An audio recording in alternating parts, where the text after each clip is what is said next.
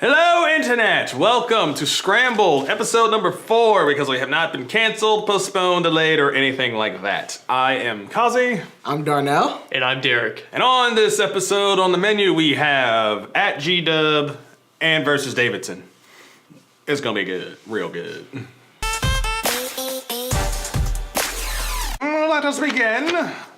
At the nation's capital, VCU went to George Washington. They defeated the Colonials 54-53. There was a 0.4 reference, part 2, sequel, all that good stuff. So let's just get on into it. What'd you guys think of the game? Say what now? I'm just thinking that game was great. Good, awful, terrible, bad, amazing, phenomenal. Probably everything you just said. All the above. All right. All of the above. I mean, at G-Dub, I was up there for that game, and to me, I can't think of anything else about the game other than the last 15 seconds. The last 15 seconds. I'm sorry, VCU fans, if the VCU basketball team gave you another near heart attack, but hopefully you stayed through to the end and you saw everything that happened, because it was bigly. Did you get a whiteout shirt, though? Yes. Oh, you did? Yes. Oh, wow. That's kind of rare. I didn't get it for the reason you're probably thinking. Oh, you didn't actually have it on your seat. I just took it. Okay. Fair enough. He's a savvy road fan. Very. But here's one thing about shirts on the road. It seems like every time we go somewhere for a road game, another team always does like something with shirts or something like that. GW had a whiteout, and I'm pretty sure other teams like Dayton, especially Davidson Richmond, Davidson had a whiteout as well. But they always do some type of promotion where they give out shirts to have everyone dressed in unison. Well, all their fans. So, I mean, it does say something about the VCU program that when we go to other teams' towns, they're ready for it. We're like the big draw of the A10 now. Exactly. Which is kind of cool. But back to the game. Let's talk about the last 15. Well, actually, 0.4. See what I did there? Because we keep making this a thing. We were down because good old Watanabe scored a dagger-like three-pointer from the corner. For the second game in a row. For the second game in a row. And probably, arguably, the greatest VCU coaching play that has happened on the floor. There are some other ones, but on this occasion. This season, at least, right? And this season. Yeah. I mean, we still have plenty of season. Anyway, Justin Tillman had the inbound. He got the player of G-Dub moving. Jaquan perfectly set up for a charge. Some people think he wasn't. I mean, there's a couple angles and debates Yeah. about this. It's all over Twitter, Facebook, all the other stuff. And he gets the call. He makes 2 free throws. And we win in dramatic fashion. Again. I'm great. I'm flattered we got another road win. But can we please stop with the cardiac games, please? I mean, my heart can't take it. I'm getting old. I know I'm not supposed to say that out loud, but I'm getting old. I just want, dominant wins on the road. Can we do that? Please? I think VCU's proven they never come easy on the road. You look at two road losses earlier in the season at Fordham and at Davidson, and then the game before this one at St. Bonaventure. We talked about what happened there. So I think this kind of just goes to show you get the win on the road however you can get it. In this case, it was one hell of a savvy coaching move to have Jaquan take that charge. That was so big. I mean, VCU had to be in at least the bonus in that situation, or the play call wouldn't have worked. And Jaquan had to be willing to take a charge from a George Washington big who was picked up a bit of steam as he was coming into him. So a lot had to go right on that play, and the refs had to make the call for that to happen. And a lot of time they won't make the call there because some people might say it's a bailout call. Right. But as it was, VCU, you could say it's a bailout call. They got bailed out or whatever. They ended up winning 54-53 on the back of a couple of Jaquan Lewis free throws. He's becoming famous for those now. But let's move on. George Washington got the win there. We can exhale. Now, Davidson, speaking of a game where someone has to wear white, VCU whited out against Davidson, so they can kind of use that against us. But what did you think about that game, Kazie? I agreed it was drama-free. I guess arguably there was drama when Davidson had that huge scoring run at the beginning of the game with Jack Gibbs and I'm going to mess his name up every time. Davidson? Gudmundsson. John think Axel, so. just call him that. John Axel.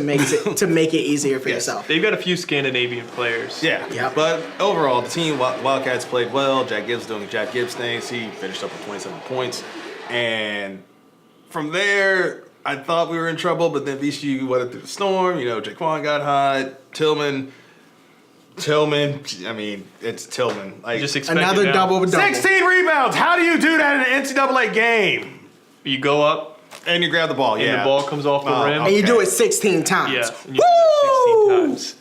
I don't know what. Kazie knows. You and what your that's wrestling about. references. Right, I got Hold on. another. I didn't see how that fit in here, but 16-time world champion and John Cena. And anyway, back to the basketball game. Justin Tillman was at 16 rebounds, 13 points. Lewis had 27. Mo had 10. let's not gloss over Lewis with 27 points. No, not at all. Like Lewis had a shaky He was start. the reason that the game that Davidson was able to kind of be kept at arm's length because of his shooting.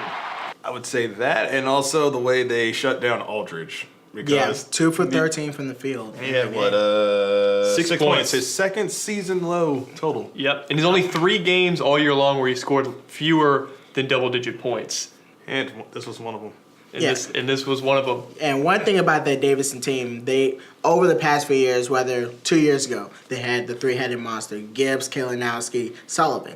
Then last year, Sullivan was gone. Kalinowski was gone, but Sullivan and Gibbs were still there. They still get And got Aldridge buckets. was coming up. Yep, too. and now you have Gibbs and Aldridge. The thing with that team is that when their scores are going, you can't stop them. It's hard to stop them. They had the number 1 and 2 scoring combination in the A10, so they were 2 and 3. Yeah, 2 but they had and the best comp. They had the highest scoring duo in the A10. Yep, but when you can make one of them struggle, much like the St. Bonaventure game, Matt Mobley had a great game, but Jalen Adams really did not have that great of a game. When you can limit just one to having a decent performance and you shut down the other, you typically win those games. Well, I was just very surprised how, not like easily saying like Aldridge was like completely out of it, but just how easy like Coach Wade and his players were like, oh, we're just gonna switch defenders. Like first they had Tillman, then they put Mo, then they put Burge, and they kept switching defenders on him, which made him more confused and more difficult to score points off, especially in the paint. And then Jaquan Lewis just being Alpha Jaquan Lewis. Hell of a day. I was just like, my goodness, like that big 3-pointer he shot in Jack Gibbs' face was before the shot clock went off. I was like, keep going, young fella. You can just you got the green light, go. Just keep going. Just keep going. And you also have Justin Tillman, who we've talked many times on this show. He's an elite rebounder. Like he proved once again that he's an elite class right now. This, shockingly, that you did not know, this is the 11th straight game that he has scored in double figures. Second best scorer on the team. Yeah. This is ridiculous. It's great. But it's just, I never thought he would explode like this. I thought he would have a good year, just, with Mo and Hamdi and that, monster we have in the paint. But he's just like breaking out of everything. He's breaking glasses, he's breaking rims, he's breaking defenders. Like he's just doing everything. This is just mind-boggling. It's great, but it's just amazing to me that he's doing so well. Yeah, he had another great game. Certainly, we maybe we shouldn't, but we kind of expect it at this point from Tillman. One of the things that struck me in the game was Davidson kind of tried to steal George Washington's strategy of just packing everything in the paint and daring VCU to shoot. VCU is not known to be a very good shooting perimeter shooting team, and that's maybe putting it nicely. But today, on Saturday, I think they shot Davidson out of that zone when Davidson looked to go to it early, and then they were able to just kind of penetrate the man defense the rest of the way. The bigs, the trio, had an excellent game. Mo had 10 points, 5 rebounds. He had he had 3 blocks. Hamdi in 16 minutes, 6 points, 4 rebounds. So the formula to victory is those 3 do well. They did in this game, and then Jaquan having an on shooting night. He did in this game. And they only shot 6 for 16 for 3. That's not great. You're not going to win a lot of games on the back of that. Yeah. But it's good enough for this team with the front court weapons they have to make you respect the perimeter and make you come out and guard and allow the bigs inside to produce a lot, to produce the necessary amount that they need to for VCU to win. Because at the end of the day, it's got to be the offense runs through the bigs for VCU. Mm-hmm. And they had 10 turnovers, which is good because That's a real trend. That was an issue at the beginning of the season, and the last few games they've cleaned it up a lot. So that's something that they should be commended for. Definitely got to give props to Coach Wade after beating it into their heads for so long. Stop turning over the ball. It'll just be interesting to see the ball. if they can continue to do that going forward as we near the end of the A-10 regular season. Yeah, he was definitely not a happy camper about those turnovers Nah. early in the season. And another big key for this game, to me at least, was the the free throw disparity there. VCU shoots 70%, gets to the line 23 times. Not great, but the real issue is Davidson goes 10 for 21 from the free throw line. So you add in a couple of factors like that, turnovers, lack of free throw shooting, VCU able to shoot it just enough, and you get maybe not a comfortable win, but I think you're watching it in about midway through the second half, you're thinking, there's no reason VCU's not going to win this game. No, that line is a huge factor, especially in a close ball game. But yeah, like you said, 69% compared to 47. Like you're gonna definitely want to take the larger percentage every time, and that's basically where games are won and lost at that free throw line. Free throw line? Free throw line. If you can get to the free throw line, you're doing something right. Sorry, there's still probably grease from the pizza I had earlier in my mouth, but here's another interesting question: are you guys a fan of whiteouts at the stew? I don't mind them once. Fans get a free T-shirt. Everybody, Don't complain. happy. As long as you don't do like red or something. I get the stigma, like white's not our main color; it's black and gold. I understand that. It looks nice on TV, though. Yeah, it looks nice on TV. The Wayne's World shirt was awesome. I would, prefer black or gold, but free T-shirt. As long as you wear the T-shirt and you're still rowdy in the crowd, and we broke the whiteout curse beating Davidson, so we're good. It's good. Enjoy your T-shirt. It's a good shirt. VCU goes 2-0 last week. Kazie, why don't you close things out for us? All right, this has been our 4th episode of Scrambled, somehow, someway.